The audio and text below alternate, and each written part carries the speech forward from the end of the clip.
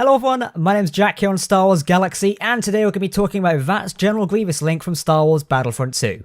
So if you're in the community for the game, you probably would have seen this in the last 24 to 48 hours. An image of General Grievous from Battlefront 2 has been leaked and made its rounds on Reddit, through Twitter, Facebook, and the rest of the Battlefront community. Probably not the entire Battlefront community, so you can rest assured there, you might have not seen it yet. And if you don't want to see it, stay away from this video entirely. I'm going to be discussing it in some detail. Now, there has been quite a lot of discussion around the topic of leaks in video games by Ben Walk, the community manager, and a few other community people as well. I'm here to discuss it today, to take a look at this, and also talk about the idea of leaks behind video games as well, and how it affects them. So, let's dive into it. As you can see on screen now, that definitely is General Grievous. He looks pretty cool. This obviously must be an official image from the game. I wouldn't class it's official. This has been leaked by something. Don't know where the person originally got it from. The account that posted to Reddit originally was apparently a throwaway account, and then a few people have reposted it since. So yeah, I will leave a thread down below if you do want to go check it out for yourself and take a read of it. But I think we can say General Grievous is looking quite cool right now. A few people have also compared it to other characters in the game, such as Darth Vader and Chewbacca, that he's quite a big character and is going to take up a lot of the menu screen. Even the community manager Ben tweeted in a week they're having to adjust the menu screen, or title screen, however you want to call it, because General Grievous is so big for the game. They didn't want to shrink him down, they wanted to make him size accurate as possible, so they're having to adjust the menu boxes, which I do find quite funny, to be honest. I think that's like a Grievous thing to think of. But yeah, let's get back to the point. Grievous does look awesome in the current video game. I love the way we're going with this, and hopefully his release this October is going to be amazing. And I can't wait to see him battling with General Kenobi in the coming month of November.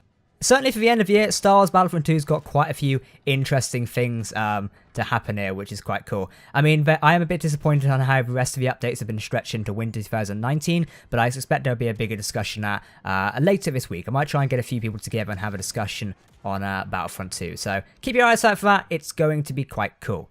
Now on to the topic of leaks. On this post, Ben Walk, the community manager, you've heard me mention his name quite a few times. He's kind of a big community manager for Star Wars Battlefront 2 in case you didn't know. He commented on the leak post saying the following. Okay, a lot of what has been said recently on the sub is along the lines of DICE, why aren't you marketing the game? The thing is, the marketing team is. As we move along the timeline, what we have, they call beats. This is a moment in time when all peak conversation happens on a specific topic. Like EA Play was a good example of this.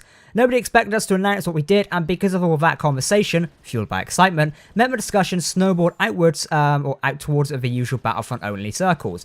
What he means by this is it went out to other news sites and just gaming mediums as a whole. It wasn't just centralized in the typical Battlefront things. This is like where a game blows up big and gets featured on multiple different articles and stuff like that. Typical like in-game updates, they don't really reach the likes of other gaming communities, but in this case EA Play did for Battlefront 2, which is a major upstake for the developers, as it means their game gets featured a lot more. When a leak happens for a game, part of that excitement and snowball of a discussion gets taken away. Think of it like dropping a huge rock into a lake. The bigger the discussion, the bigger the splash. EA Play was a huge splash, but if it had leaked beforehand, you would have seen a small ripple here, a small ripple there, and then it came to the main event, the splash would have been nowhere near as big, as it would have passed by without much fanfare. Ben is correct when he says this. I'll elaborate more on my own points later. The team are making assets, but yes, they do take time. People can say what they want about DICE, but you can't deny the assets we release are fantastic quality. Quality does take time. A leak isn't communication or transparency, it's showcasing something that isn't ready to be showed. Pretty much every other developer I've worked with has always wanted to announce or reveal something in the best way possible. As a player, I totally get it. Leaks are exciting and they offer a glimpse at something a bit earlier. I've been there, I've poured over leaks myself in the past, and I don't begrudge any players for doing so. As a developer, it effing sucks. I look forward to seeing Grievous in the game later this month and the subsequent discussion that takes place around him.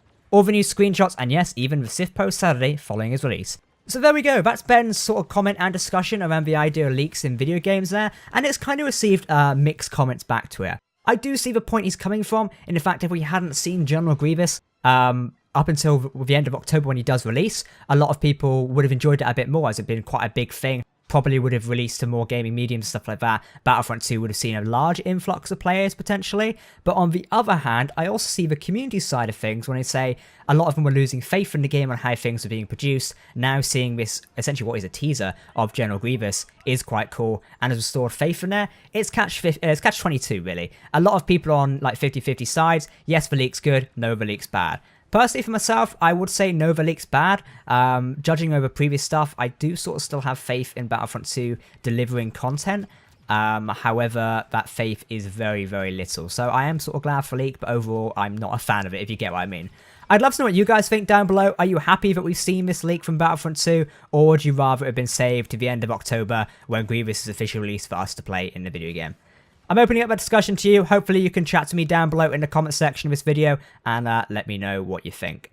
That kind of wraps it up for today. General Grievous is looking awesome in the game. Obviously, this is not his final version. I expect there's some tweaks to come since, but he's looking quite cool. I also can't wait to see Obi-Wan Kenobi standing next to him on a battlefield in November. That's going to be quite cool. Hopefully on Geonosis.